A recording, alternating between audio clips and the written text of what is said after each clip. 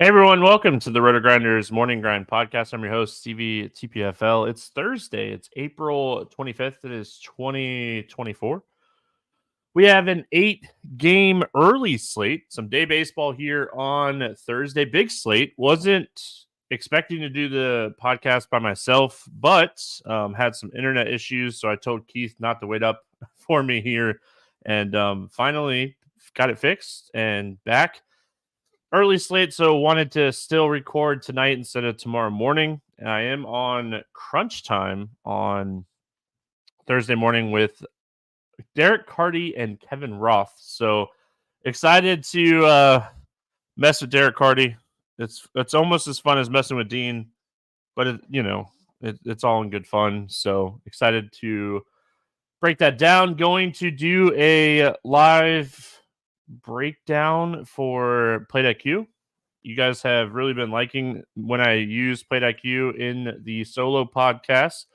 So if you want to, check it out more in depth, I'll post a link over there in the Discord, or not in Discord, just kidding. I'll post a link in the YouTube chat that will give you all a like a 3-day trial promo. So you'll get a little bit, cheaper than what you would get, and you'll be able to check it out like a 3-day promo here. It's like $19.99 for the combo package, and I mean that includes everything except for NASCAR as far as sports. So posted that over there on YouTube, and yeah, Derek, I tried to get the people to give enough likes during the Grinders Live today to get Dean to come on a podcast, and the people didn't want him. I tried. I put it out there, and we didn't get enough likes, so not enough people wanted Dean to come on. So I understand. I get it.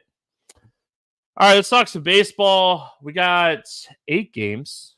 I do want to give a shout out. I saw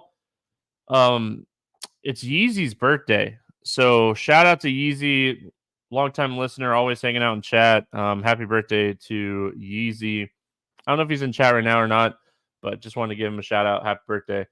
We got Philadelphia at Cincinnati, 8 total in this game. Philadelphia, a 156 favorite. Zach Wheeler against Nick Martinez. Zach Wheeler, 10,000. Highest price pitcher on DraftKings. Second highest price pitcher on FanDuel behind Jose Barrios. Yes, I've already looked at pricing a little bit on both sites. I was I'm not gonna lie, I was a little bored waiting for my internet to come back on. So I looked at some stuff a little bit. So here we go.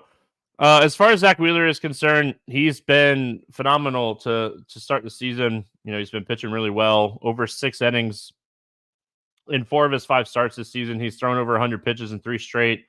Coming off a game where he just absolutely dominated the White Sox. It was the 3rd time in 4 games he's gone for at least 8 strikeouts. If we look at like his strikeout stuff here on PlateIQ, it's phenomenal. 36.5% against righties, 16.3% swinging strikes, and then against lefties, 13.6 with a 23.8% strikeout rate against lefties. So just kind of looking at it, ground balls are way up for him this season, which is good. I mean, you're going to obviously need some ground balls every once in a while. The fly balls have come down, which also helps in a ballpark like the Great American Small Park here in Cincinnati. Limiting home runs in this ballpark is tough because, we call it the Great American Small Park for a reason. So I like Zach Wheeler. I think he's obviously one of the studs to pay up for on this slate. He's a guy that can get you 30 plus fantasy points. And the good thing about like Cincinnati is they do strike out where, they are really talented young offense. But look, Benson 33, Elio Cruz 30.8, Encarnacion Strand 28.8, Tyler Stevenson 27.3, Candelario 23, Fairchild 23. So the only person in this projected starting lineup is Espinal at 17.4%. So a lot of strikeouts in this lineup. So yeah, I think Wheeler is very much in play here. Going to the other side of this game with Nick Martinez. Nick Martinez, not a huge strikeout guy. He was a little bit better last season, just in general. But like Nick Martinez is not somebody that I like rush to play. It's not like he is a guy that has been starting and pitching well. Like he started a couple games earlier this year and got absolutely hammered. So yeah, I mean overall, I think Nick Martinez is someone I'd much rather stack against than play. So very interested here in the Philly bats instead of Nick Martinez. So let's talk about those Philly bats. Obviously, we like lefties more. Bryce Harper, he went on paternity leave on Monday. I could see Bryce Harper potentially being back for this game, or they might just kind of leave him out till Friday. We'll see if he's back. If he's back, it's a huge bump to the lineup in general because it offers another left-handed hitter. Obviously Schwarber is great. If Harper is out, we're gonna get Clemens at 2,400 here, and like Cody Clemens, he might play regardless if Harper's back or not. So definitely going to be paying attention to that. I like Marsh a lot in this spot. Brandon Marsh, obviously someone that we like against right-handed pitching. Assuming that Bryson Stott will be back in the lineup here as well. I like him against right-handed pitching. He has upside. So again, I want to attack Nick Martinez with Philadelphia lefties. But overall, I think the Philly stack is very much in play.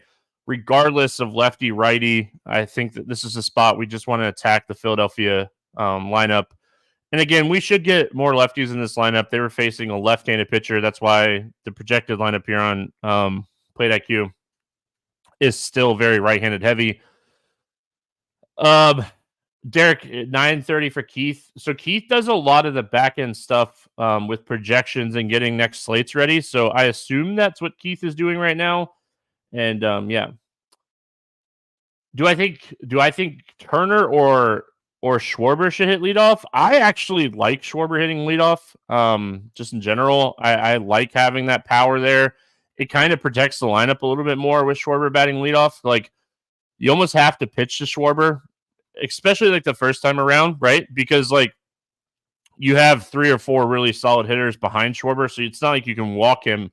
Where I'm still on board of like, why are we pitching to Mike Trout so much when there's nobody behind him? So I like Schwarber hitting leadoff, but I also like Turner.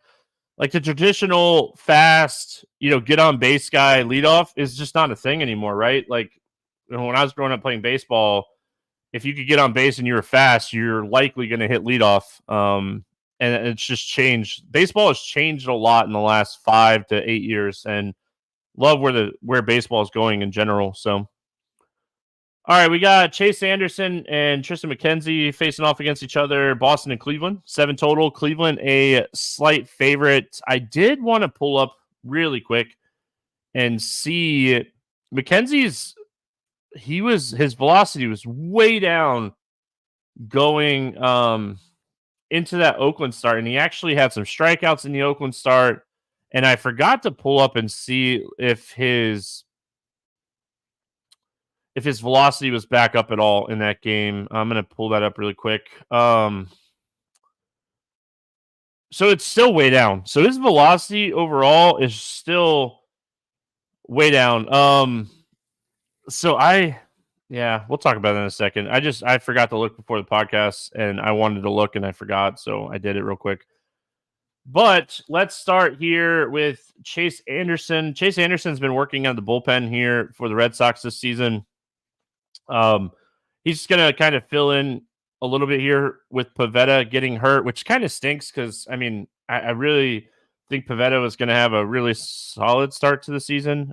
So looking at Chase Anderson, low strikeout guy. Again, I don't think he's fully stretched out or even anywhere close to fully stretched out here. I assume Chase Anderson throws if he's pitching well, 50 to 70 pitches, but I don't expect Chase Anderson to be throwing well. And just not a spot I necessarily want to play him anyway. Low strikeout guy against a low strikeout team, just a bad spot, even at 5,900. McKenzie on the other side of this game, listen, the Red Sox, they're striking out. We know that. I completely understand that. But like Tristan McKenzie, I'm going to overlook the Oakland start and just say Oakland, right? It was Oakland. And just say, his velocity's still way down. The control was still an issue in Oakland. He's not pitching deep into games. I think this is just a spot that I want to stay away from Tristan McKenzie, and I hope people play him after the Oakland start. So, yeah. All right, let's talk bats because I like bats in this game, right? This is a really good spot for bats. Obviously, I think Devers is one of the top hitters on the entire slate here. Tyler O'Neill, righty doesn't bother me. Again, Tristan McKenzie's ability to attack righties is definitely hurt by the fact his fastball is down, just in general. So I really like Duran, Devers, O'Neill. I don't mind getting some Valdez or Abreu here. Connor Wong keeps hitting home runs. It's not going to continue, right? But he's a cheap catcher. He had 2 home runs on Wednesday. Wasn't on the main slate, but just a guy that keeps hitting, Connor Wong quietly is hitting over 350. I was watching the broadcast earlier today, and I was like, really? So, I think Connor Wong as a catcher play, very much in play, should hit 6th or 7th in this lineup. I don't have a ton of interest in the bottom half of this lineup here. Reyes, Dahlbeck, just not my favorite. And then the other side, I definitely want to attack Chase Anderson. I think that Chase Anderson's not very good, and I don't expect him to pitch deep. It's just we don't have a ton of upside just in general in the Cleveland lineup outside of Ramirez and Naylor. They're expensive, right? So, I would definitely, those would be the 2 guys I'd be targeting here is Naylor and Ramirez. Kwan, I think Kwan is okay. He offers a little bit of upside with getting multiple hits, and he's a guy that can steal some bases. And if I had to pick between 2 of the 3, I would prioritize Ramirez and Naylor. Just kind of look, right? Look at plate IQ right here as far as Steven Kwan, 117 ISO, at least Ramirez at 175, Naylor's at 194. We start looking at, some advanced metrics. Kwan's hitting the ball hard 21.8% of the time. Jose Ramirez is almost at 55. Naylor's at 47. Bo Naylor's at 49%. So you get a lot more upside for, saving some money here. So Kwan is just, again, going to be somebody that I'm off of most of my lineups here, but I'll build some Cleveland lineups. I plan on running at least 150 lineups today, or at least 100 lineups today. It's just a fun slate. I like this slate a lot. So, and I'm on crunch time, so we'll be answering questions and I'll be building lineups. So Bo Naylor very much in play. Brennan is cheap still on DraftKings at 34. Florell is still cheap here at 33. So I definitely want to attack some of these left-handed hitters against Chase Anderson. And Chase Anderson throughout his career has been reverse splitsy, but I don't know how many righties we technically get in the lineup. And again, Chase Anderson's just not good anymore. So, all right. Oh, there's Yeezy. Yeezy, I gave you a shout out at the early part of the podcast. I don't know if you were hanging out with us or not at the early part, but happy birthday, my friend. White Sox at Minnesota, 7.5 total here. And I don't know, it sounds like the total might move a little bit in this game, but Woods Richardson's going to come up and pitch in this game instead of Ober. They're going to give Ober an extra day here. And Soroka's pitching for the White Sox. So, fun stuff, right? Let's break this situation down. If you've listened to the podcast before, you already know what I'm going to say about Soroka. I think Soroka is one of the worst pitchers in baseball. He's awful, right? Look at this plate IQ stuff. 10% Ks, 10.7%. His walk rate's higher than his K rate. His ISO's at 230. His WOBA's at almost 400. 47.6% hard hits. 6.6% swinging strikes.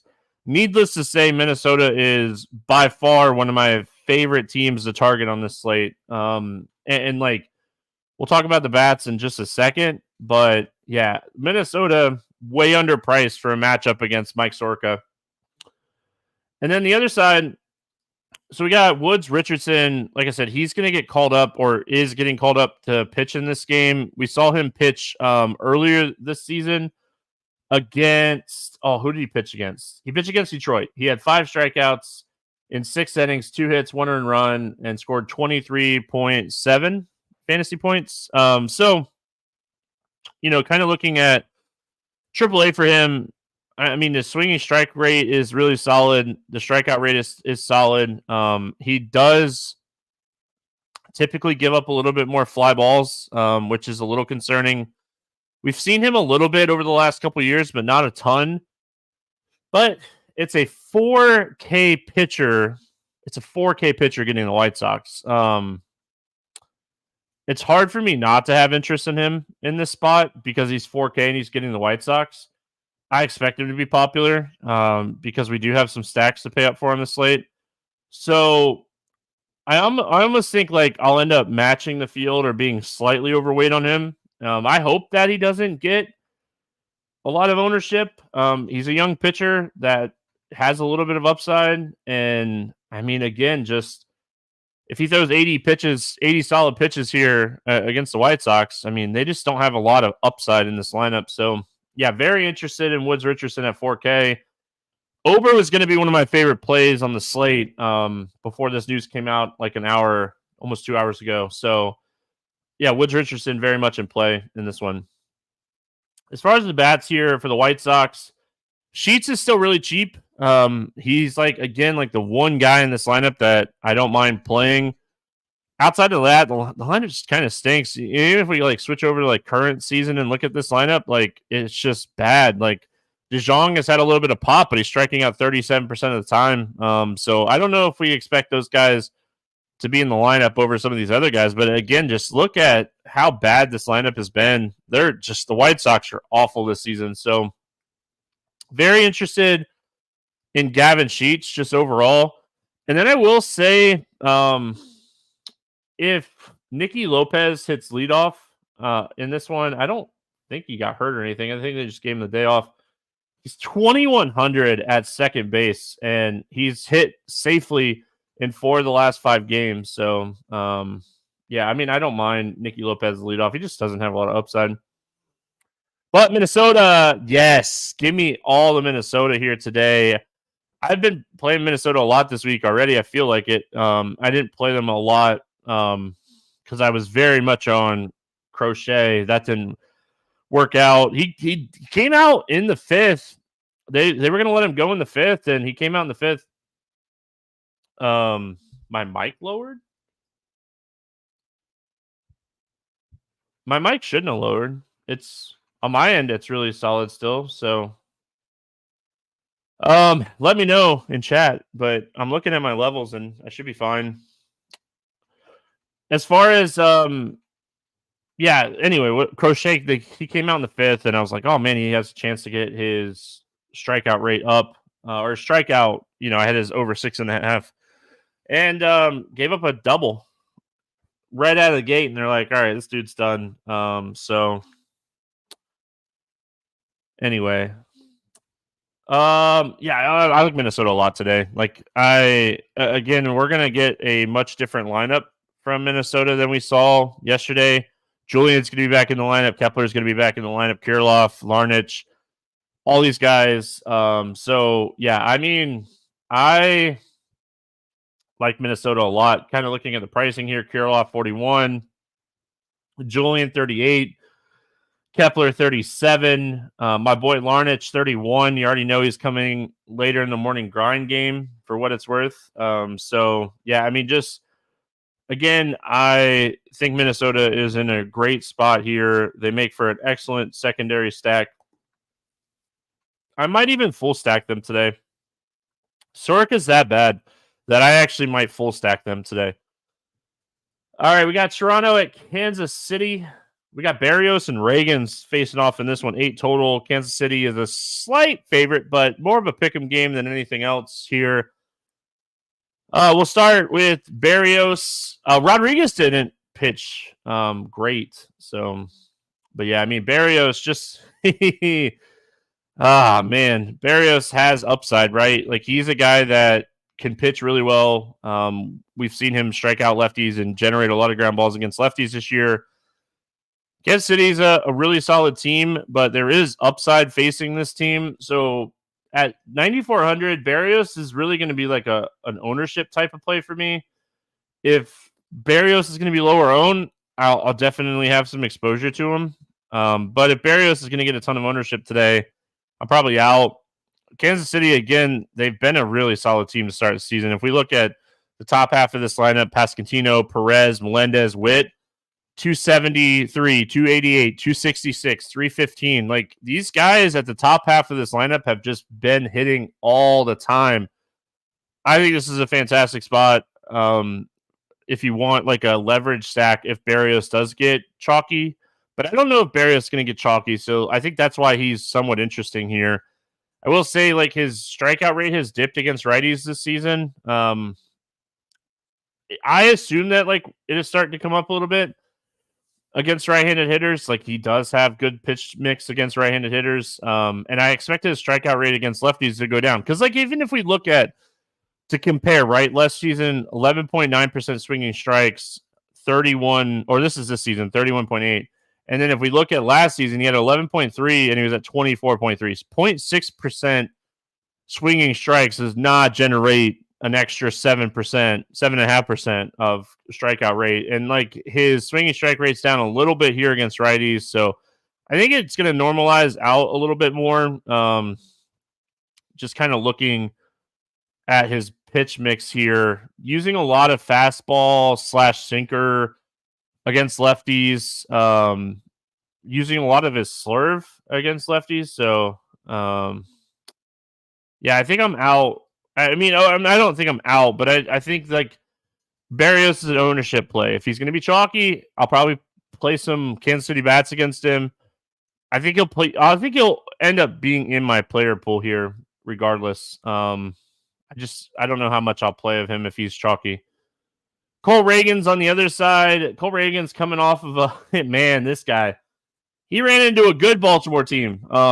I can never find this good Baltimore team. We talked about how he had to face that team for the second time already this season, and they hit him hard. So overall, Cole Reagans has been fantastic since coming over to Kansas City last season. He gets a lineup full of right-handed hitters and like good right-handed hitters that have struggled with left-handed pitching. I think Reagans is really interesting for tournaments today. I hope that him getting beat up last time out lowers his ownership today. Cole Reagans is better than what we saw last time out. And like, look at some of these ISOs against lefties. Springer at 120, Vlad under 100, Varsho. He's been super hot.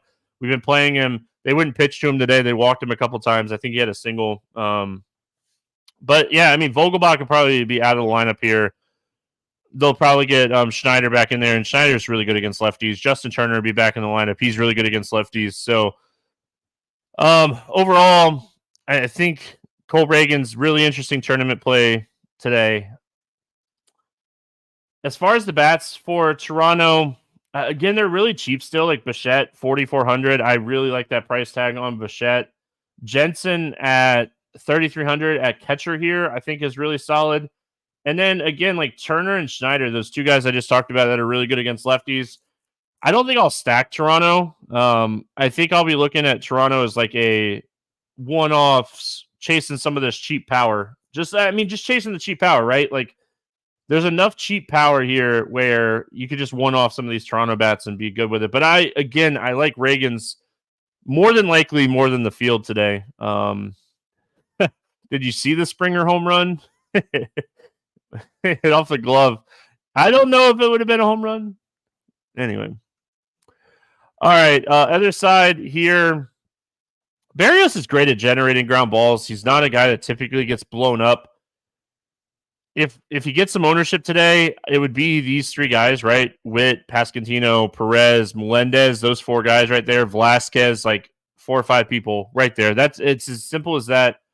On FanDuel, I've been playing Garcia a lot. He's just underpriced over there every single slate. And it feels like I always end up in his range, and I just keep playing him. He keeps producing. He's a guy that can steal bases. He had 2 stolen bases on Wednesday, and he scored like 20 fantasy points for me. So he was cold there for a little while. His prices come down, and he's been hitting the ball really well again. So I don't mind him more. He's more of a FanDuel play for me, though, than a DraftKings play. Because like DraftKings, he's 46. I think we're going to find better options. But I still, like, if you're stacking Kansas City. So I think Kansas City is just a good leverage stack today, more than anything else. Houston at Chicago.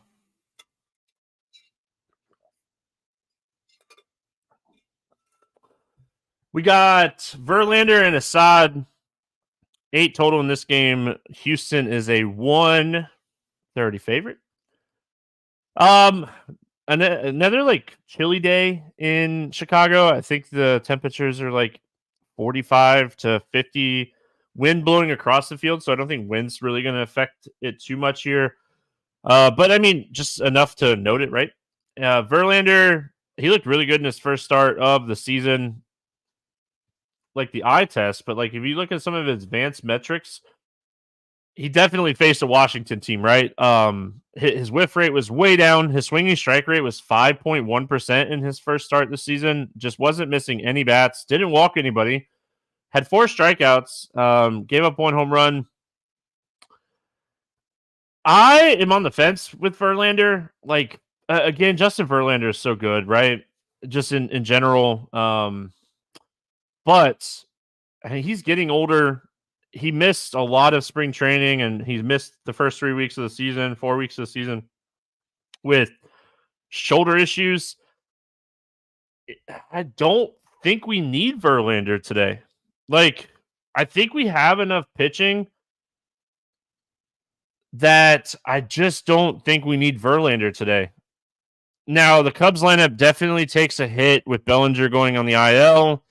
Michael Busch is swinging the air again right now. They had to move Tauchman up in the lineup. I could see Verlander pitching really well in this game. I could see them pitching really well in this game. But with that said, his advanced metrics scare me enough where he's 8,800. It's not like Verlander is really cheap in this spot. You gotta actually pay up for him. And like for me on FanDuel at 10-1, Verlander's an easy stay away from me on FanDuel today. But yeah, I mean on DK, I just don't know if we need him. Again, these advanced metrics scare me. Not generating any misses whatsoever.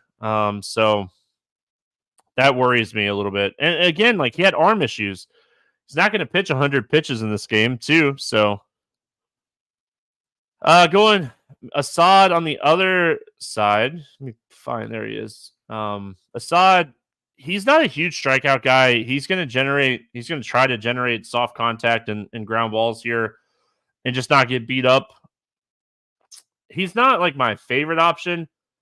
I'll say this, though. Houston just looks awful, right? Like, if we just switch over to their current season stats against right-handed pitching, this team has just been atrociously bad. They're still not striking out, though, right?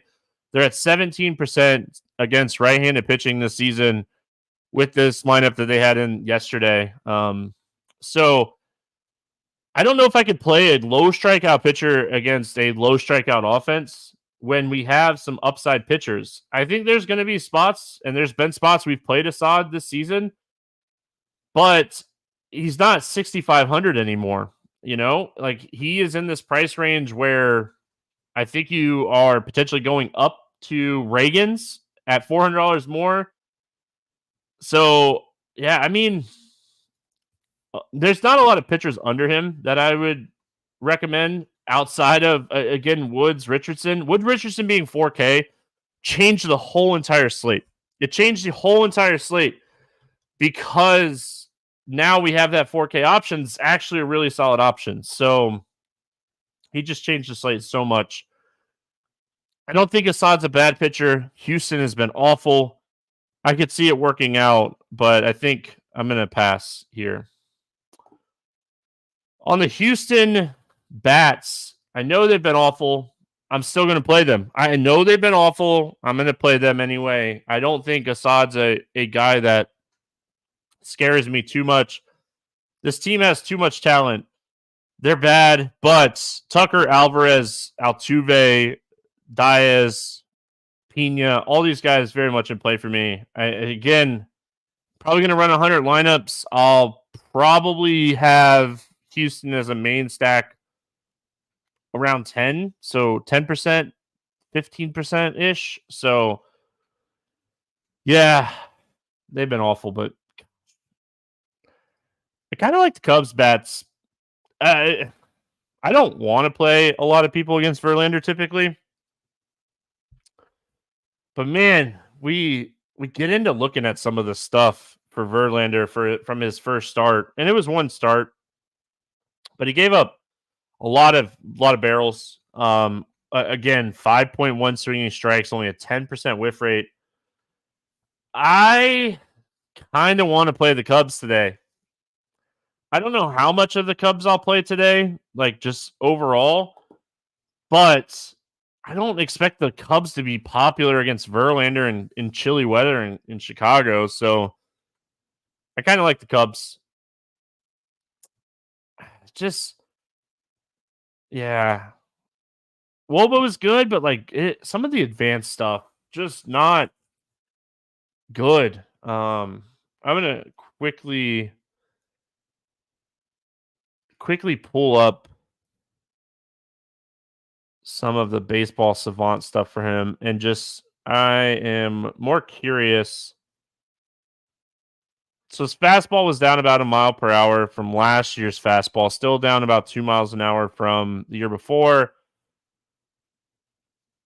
And his fastball got hit hard in that first game. He threw his fastball 45% of the times against Washington. It had a 10% whiff rate, 377 WOBA, 495 X WOBA, 852 X slug, 62.5% hard hits on his fastball. So Verlander's fastball got hit really, really hard in his first start this season, for what it's worth. So let's look. Cubs an okay fastball hitting team. Obviously Swanson, Morel, Bush, Tachman, and Horner hit fastballs as well. They walk a lot against fastballs as well. So, I mean, nothing really changing my mind here. I think the Cubs are an okay team to target against Verlander. I'll probably use it more as a secondary stack of like a chalky Philly stack, like type of things. We're going to talk about cores here in a minute. So, all right, we got Seattle at Texas, 8.5 total here. It looks like it's 9 some places now. Seattle, a slight favorite. Luis Castillo, Andrew Heaney facing off against each other. Before we get into talking about these pitchers too much here, Corey Seager left the game on Wednesday, and Cal Riley he had like a tooth issue or something. So we'll see if he's back or not for this game. So had to have a tooth removed or something. Luis Castillo, 8,600 on DraftKings, like through 7 innings, threw really good against Colorado last time out in cores. That was his third out of his last 4 that he's had at least 7 strikeouts. Luis Castillo finally coming into form, right? Like he started the season awful. So finally starting to come into form. I think he's interesting today because he's not going to have any ownership and his price is fair. So I think in large field tournaments, you could roll out a little bit of Castillo. It's not my favorite thing to do, but like we are getting a guy under 9K that has a 29% K rate that's missing bats, that has upside, which we don't have a ton of these guys down there today. So I think Castillo is fine. And then Andrew Heaney on the other side here. Seattle is a team that we love to target. I played a lot of John Gray. Really wanted John Ray to get. He had like 92 or 93 pitches, and I was like, all right, one more out. Let him at least be in line for a win. Andrew Heaney has started the season awful. We know how bad Seattle is just in general. So Heaney is the guy that I have on my list today as a potential starter that we could take some shots on. But with that said, I'm definitely going to have interest in bats against him too. I just think that like we don't have a ton of options down in this price range. I could see Heaney getting 6 to 8 strikeouts, giving up a few runs. Overall, I'll probably have way more hitters against him than I will have him as a pitcher today. As far as those bats go, obviously I want Cal Riley back in the lineup, but if he can't get back in the lineup, it is what it is. But very interested in Rodriguez, Garver. Dylan Moore has been really good against left-handed pitching since the start of last season, and I assume that he's cheap here. Yeah, you can play him in the outfield too now. 3,300 for Dylan Moore. And he had a couple stolen bases on Wednesday, so that's always good to see. So Ty France, he is always someone I like playing against lefties. And then Mitch Haniger, I know his ISO is down against left-handed pitching since the start of last season. But like this season, look at how bad Seattle. Oh, you switched to this year, and it's like, oh man, this team is awful. Jeez. But like that was like a wow moment for me. So yeah, I love doing that kind of stuff on Plate IQ. Jeez. Oh man. Yeah, they've been rough. As far as the Texas bats go, Luis Castillo is a good pitcher. I think the way that you play Texas today is you sack them. It's kind of the same thing I said yesterday against Miller. And if you stack Texas yesterday, they actually did really well against Miller. I know Garcia hit a home run. Carter hit a home run. So they did good. I don't mind. Like I said, if you're playing Texas, stolen bases does not count towards total bases. Singles, doubles, triples, home runs for betting purposes. But yeah, I mean, if you're playing Texas, I think you stack them. I think that's how you approach Texas today. San Diego at Colorado, some potential weather in this game, but it looks like it's going to be okay. It looks like it's going to potentially be the best like hitting conditions on the slate, like 75 and wind blowing out at like 10 miles an hour, which isn't a ton, but 75, we don't have many games in that range today. Looking at some of the forecasts for today, we have a lot of games in the 40s, 50s, and 60s. So good to see one hitting conditions that are really good. And of course, it has to be in Coors. Waldron, not pitching. It's Vasquez. I almost talked about Waldron again, but it's Randy Vasquez here pitching for San Diego. 5 innings in his first start this season through 97 pitches. His strikeout rate wasn't great. The Rockies aren't a great offense. Again, I think this is where Woods-Richardson kind of just ruins value. I don't think I want to play Vasquez today unless like Wood-Richardson is just becoming like massive chalk. But I have more interest in the Colorado bats than I do Vasquez here. And then on the other side of this game, Dakota Hudson. Padres top stack on the slate again. Gosh, I just hate it because you hate playing Coors and you hate playing the gutless Padres.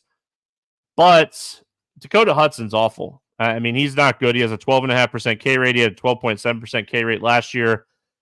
He's actually giving up a little less hard contact, but that's going to regress a little bit. So, yeah, I mean, this is just one of those spots where he does a good job generating ground balls from time to time, but he also gives up a lot of fly balls this season compared to last season. So, Dakota Hudson, prime target as far as bats for me. San Diego bats, top of the board. I love every bat that cracks the lineup, lefty, righty, does not matter. Absolutely love the Padres today. Don't care what their ownership is. I'm going to play a ton of them today. It'd be interesting. Like, I assume Machado is probably not coming back for the series, right? with them being back, with them traveling again tomorrow after the game, I assume that he'll just meet the team. I don't know if they're going home or if they're traveling, but I assume he'll meet the team Friday here. So I think like we're gonna potentially get Paulie in the lineup at 3,200. I mean, he does have a home run this season. He's been really bad lately, but he's facing Dakota Hudson. So like that value there for him. Yeah, very, very interested here in the Padres bats. And the Rockies, I'm interested in the Rockies bats too.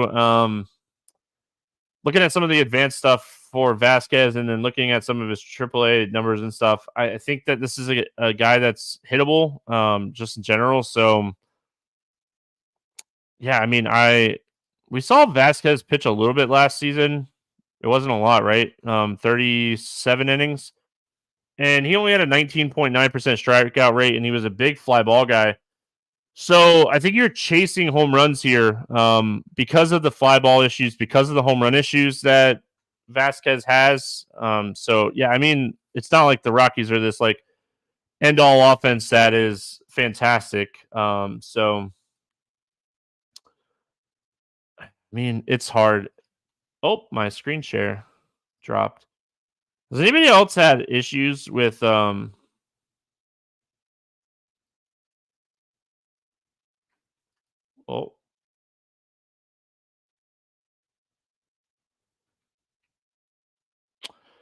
might have lost our screen share there. Sorry. It just disappeared on me. I don't know what's going on. I keep having issues where Fangraphs keeps crashing my browser, and I don't know why, but I hate it. It's driving me crazy. So yeah, I don't know if anybody else is having that issue or if it's just me. I probably need to clear out like my cookies and cache it, whatever, all that stuff. So I haven't done that in a while. All right. We have one more game on DraftKings. It is the Dodgers and Washington Nationals, 8.5 total. Dodgers a 210 favorite here. I'm not going to try to pull the screen share back up because it's just not working. So yeah, I'll just talk through this game. Anyway, we got Yamamoto going up against Mackenzie Gore. So we'll start here. That the whole like browser crashing just now threw me completely off my game. I'm sorry. Totally sidetracked. Very much sidetracked. So anyway, Yamamoto, he's shown great strikeout stuff so far. He's had a few bad innings, like every start, it feels like. I think Yamamoto at 9,600 is definitely somebody we're playing today. Washington's not a team that strikes out a ton, but the bottom half of this lineup, depending on like who's in there, has plenty of strikeouts, especially with like Nick Senzel being back. He's a strikeout guy. If Rosario's in there, he's a strikeout guy. Obviously, Joey Gallo's home runner strikeout. So I think obviously Yamamoto with his almost 14% swinging strikes, 33.3% K rate. We're seeing the strikeout stuff for him. So like even in the Mets start, he had like one bad inning, still had 9 strikeouts. They lost that game. I like Yamamoto a lot today. I think that he's going to pitch really well. Mackenzie Gore on the other side. Mackenzie Gore has sneaky high strikeout upside, just in general. Like this is a guy that can go out and generate a lot of strikeouts. It'd be really interesting to see how many lefties they have in the lineup. Like because if they leave in like Ohtani, Freeman, Muncy, Lux, if they leave in a bunch of these lefties, which okay, so Ohtani I assume hits, Freeman probably hits, and maybe they give Muncy the day off, Lux and Outman off. So I don't know. I think he's really interesting if he's not going to have any ownership. You can't play him on FanDuel. This game right here is not on FanDuel. They left this game off for some reason, but I think if Mackenzie Gore is not getting any ownership, he's really, really interesting for large field tournaments. As far as the bats, obviously Mookie Betts against any lefty is in play. Paez, he's been hitting really good here. He's only 3K still, so I don't mind him. Like, he's starting to get his footing. I know he has 2 home runs in the last 3 games, so you love to see that. Teoscar Hernandez is really good against lefties. He looks fantastic at the plate this season. So there's plenty of Dodger righties that I'll get in the lineups here. Obviously we'll get the Kiki Hernandez platoon, Chris Taylor platoons. So don't mind the righties here for the Dodgers. Again, you start with Mookie and you just kind of go from there. With the cheap Dodger righties that are going to be in the lineup, I think you prioritize Will Smith over like Freeman and these guys. That's just how I would do it. And I hate paying up a catcher. Washington bats. I don't have a ton of interest in Washington. Like, if you want to chase like an Abrams or Gallo home run, okay. I do like playing. What's his name? Jacob Young when I need like a punt play. Just because, like, he's a guy when he gets on base, he'll run. So that's always fantastic. But I think overall, we have plenty of bats to play in this slate. So I don't think you're going to get a ton of exposure here to Washington bats. All right. Morning grind game. Appreciate you all hanging out. 1:15 on the East Coast. And we have people hanging out in chat. And chat's been going this whole time. I tweeted out asking if you guys wanted a live, and there was a good response. I think like 5 or 6 of you said live. So I'm a man of the people. I'm tired, but we got this, right? We are the morning grind, so I got to grind. Under 8K to get 6 or more strikeouts in this one. I think I'm going all the way to the bottom here and going Woods Richardson. I know the White Sox have been striking out a lot more or a lot less this season. I just think those numbers are going to regress. I think this lineup's just bad overall. So give me Woods Richardson as my strikeout guy. I'm just telling you right now, I'm going to play a lot of this guy. I hope that he's not popular, but I think he will be. Over 8K to score, under 15. Who's my bust today? I'm going Justin Verlander. Again, looking at some of the advanced stuff for Verlander from his last start, I don't think I could do Justin Verlander today. I think I'm out. Looking at some of those fastball numbers, we know Verlander's going to throw 40 to 50% fastballs. His fastball got hit hard in that game. Over 4K to hit a home run, not in Coors. Oh, I'm going to go to my boy, Tyler O'Neill, to hit a home run today. Absolutely love Tyler O'Neill today. Love this spot for him. Back from the IL and hitting again. So hopefully he can get hot again. I think that Tyler O'Neill has a lot of upside just in general. And thank you, Cardinals, for Tyler O'Neill. Like this might actually work out for us. Under 4K to get 2 hits. You already know. Everyone in chat already knows. Everybody in chat knows. I don't even have to say it, but I will for people not hanging out in chat with us. But give me Larnach at 3,100.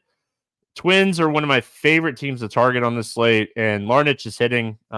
Just absolutely love what he's doing right now. So give me Larnach for under 4K to get 2 hits. Stack to score 6 or more runs. There's a lot of them today. I think there's a lot of upside. I talked about Boston Cleveland way early in the podcast. You can go back and scroll when I get done. But yeah, I talked about Boston Cleveland. I like that game. I keep losing my train of thought. I'm so bad at losing my train of thought right now. Oh, stack to score 6 or more runs. Not the Padres because they're in Coors. I like the Padres a lot. I'm going to go way back to the first game that we talked about and give me Philadelphia going up against Nick Martinez and what's assumed to be kind of a bullpen type of game for the Reds today. Give me Philly to score 6 or more runs in that ballpark. Don't sleep on the Cincinnati ballpark. Philadelphia on the road. You're guaranteed that 9th inning. So like that upside for them today. There wasn't any player props out when I was looking earlier. I'm just quickly looking to to see if anything's up right now. Yeah, so they have Woods Richardson over 4.5 strikeouts at minus 160. Ouch. I am curious though. You see, the problem with like how bad the Twins have started the season, we're like continuing to get like half a base instead of like 1.5 total bases for these guys. I would really like Larnach like over 1.5 at plus money. But obviously that's not available right now. But if that does pop up, I do like that.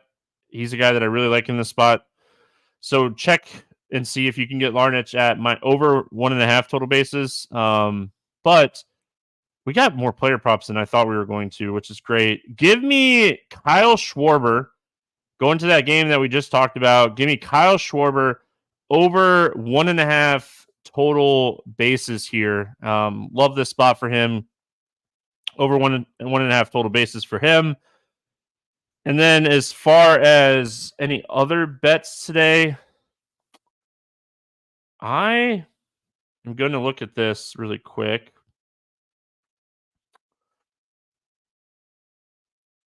Yeah, I mean, the books are with me on the Twins game. Oh, you know what? I saw this total when I was breaking this down earlier, and I thought it was way too low. So I'm going to take this one. I'm going to take Boston and Cleveland over 7.5 runs. Just put that bet in as well. That's going to wrap it up here for Thursday. Actually, on Thursday. Again, happy birthday, Yeezy. Appreciate everyone hanging out with us. We'll be back Friday talking more baseball. Good luck, everyone. We'll see you then.